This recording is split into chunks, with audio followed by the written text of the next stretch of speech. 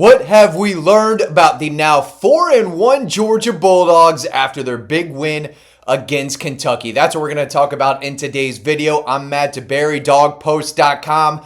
The season is moving right along now. We've seen a lot of good, some not so great from this Georgia team, but the biggest thing that I learned over the weekend is that Georgia's season could come down to the next 2 weeks. They go play Auburn this upcoming weekend on the road. Then they get Ole Miss at home. Then they get a bye week before they play the Gators. But if this team can go 2-0, they're going to be sitting in a really, really nice position the rest of the way. Now, it's not going to be easy. They're going to have to play really well if they want to go to Auburn and win that game on the road. Very, very tough environment. Auburn has...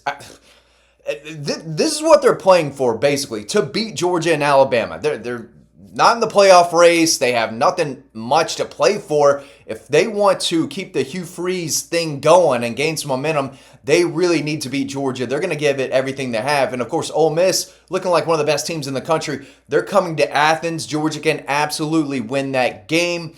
But, again, they're still going to have to play well, right? They're not going to throw out their C or B game and just run through teams. If Georgia wants to win, what we've learned and what we've seen is that they have to play really well. However, if they win those two games, you'd have to think that they are better than Florida. I don't think Texas obviously isn't as good as we all think they were. They're better than Mississippi State.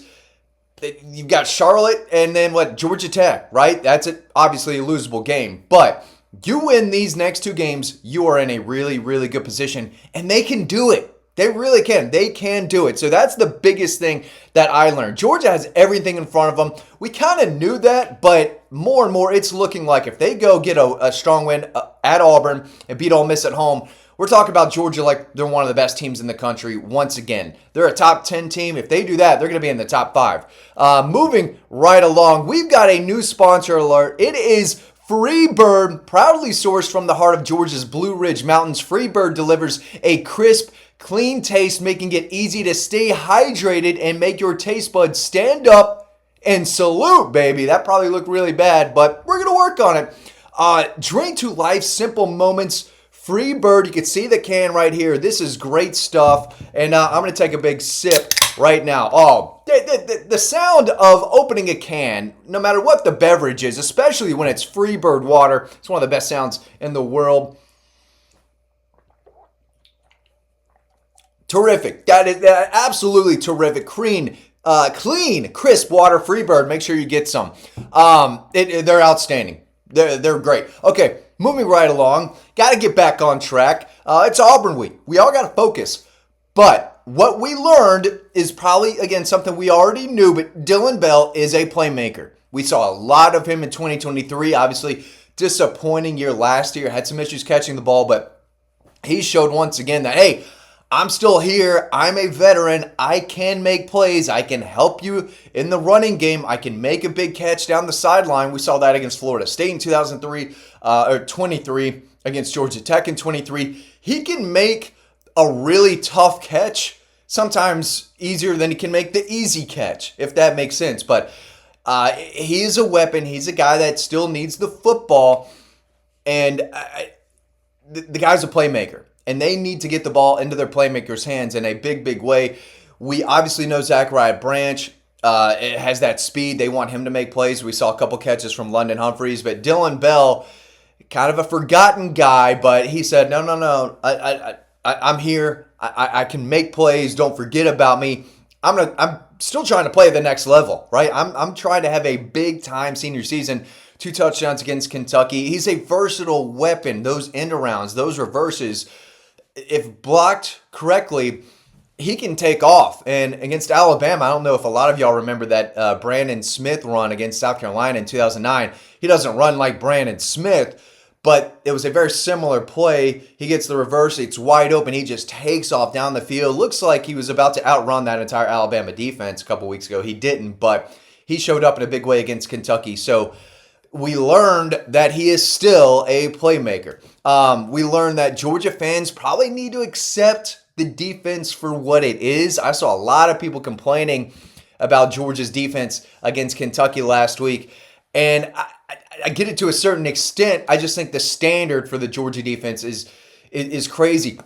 They gave up less than 50 rushing yards. I know they gave up some yards through the air, but we've got to realize that they are what they are. The secondary is not elite. It can make plays at times, but it's also an area that still needs to be improved. The pass rush, they don't have those guys. They don't have an elite, consistent third down quarterback nightmare type of guy who just lives in the backfield on and on and on. I'd still go back to Jarvis Jones. You knew he was going to be in the backfield. You knew every third and medium, every third and long, Jarvis Jones is about to be in your face if you don't get rid of that football. And it's just not there. But at this point, if you're a Georgia fan, you can't accept the secondary to just immediately turn it on. You can't expect them to go out and sack Auburn 4 or 5 times. That offensive line is not great, and I think if there's one game where they can kind of step up and make more plays in the backfield on the quarterback than they have been, because they're stout against the run. This is a good defense. I don't think they're great. They're not as good as they have been in the past, but I think we have to accept what they are, and it's a defense with good players.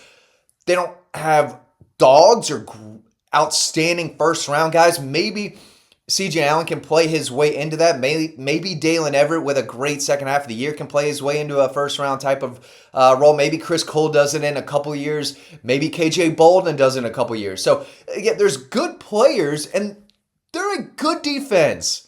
They're not elite, and they've got some issues here and there, but I thought they played really well against Kentucky. The starters only gave up 7 points and one real drive. I think Kentucky had a really nice 4-play touchdown drive, I think, in the second quarter. Outside of that, they didn't give up a ton. Georgia fans shouldn't expect that group to be perfect. And I know that the standard is they just beat your brains in defensively. They're not forcing turnovers. They're good, not great. But when they play well against Kentucky, I did not expect to have so many fans continue to be riled up about the defense. Let them have the nice game against Kentucky. I think they're going to have a nice game against Auburn, too. Those defensive backs are going to have their hands full with those receivers. Jackson Arnold can make plays with his legs. Maybe they throw in the freshman in there. There's been some talk, but Jackson Arnold is not good enough to beat Georgia with his arm. He can beat them with his legs, and he can throw up some jump balls to Cam Coleman or try to push the ball down the field in hopes of his wide receivers can make a play for him, but he's not that guy. Georgia's defense, I can see them having a good game against Auburn, but let's get back to realistic expectations. Let's stop comparing them to what they were 2, 3, 4 years ago and just accept that, hey, this is not a perfect group. They're good. They can make plays. They can make stops, but they're not going to be consistently consistent or consistently very, very good. I'm starting to ramble a little bit now, but I hope you can get what I'm trying to say. I'm not doing it effectively, but we just got to keep rolling. We also learned, let me get back to my notes. Thanks for being patient. That Gunnar Stockton can make plays with his legs. 2 touchdowns against Marshall, 2 against Kentucky, 1 against Tennessee. From the press box, it looks like he's running a lot slower than it does on TV. That's one perspective that I'll give about watching the game, especially at Sanford Stadium, because you're so high up. But he's running and he's picking up these first downs. He's an efficient runner, and he can, get yards after contact. He can get tough yards, but he's not flying by anyone. But when I watch the game over, I'm thinking, okay, he doesn't look as slow as he does from way up in kind of the bird's eye press box view. But he is an efficient runner. He's not an explosive runner, but they need him to make plays with his legs. And we learned once again that it needs to be a focal point of the offense. But Kirby Smart said, hey, we can't do it too much because he's kind of getting a little banged up. Here's what he said after the game. He said, I thought Mike Bobo called a good game. Gunnar plays better when he gets a couple runs in and loosens up and feels good. He's getting a little beat up. He's banged up today, and he had 2 third down conversions around the 50-yard line that were huge. They've got to get him more involved with his legs, and they need to get the ball more to Chauncey Bowens. We learned that he is a really, really good back. He's better than Nate Frazier right now. He's more consistent. He's more reliable. I think that's the term. He moves really well for 220 pounds. He's got some burst to him, but he can also break tackles. He can catch out of the backfield. He is playing better and better. Georgia's got a dog back there. I thought it was Nate Frazier. He can still make plays. He can be an impactful runner. The ball security is a major hurdle. I'm not sure why we haven't seen Dwight Phillips Jr. as much.